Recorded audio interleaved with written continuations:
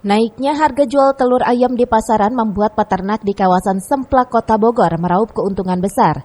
Meski harga pakan ayam naik Rp500 per kilogramnya, kondisi ini tidak mempengaruhi laba yang didapat. Bahkan laba meningkat 2 kali lipat dibandingkan sebelumnya.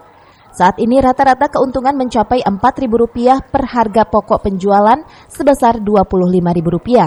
Biasanya peternak ayam petelur ini hanya meraup Rp2.000 saja.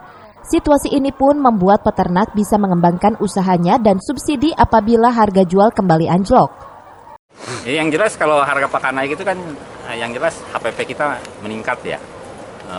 Artinya modal kita juga menjadi meningkat.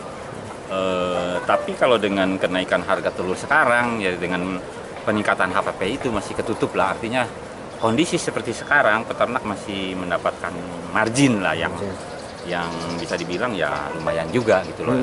Pada posisi sekarang ya harga telur sekarang ya. Artinya telur sekarang itu di berapa sekarang kalau di kios-kios itu levelan kios sekitar 32.000. Masih ada margin.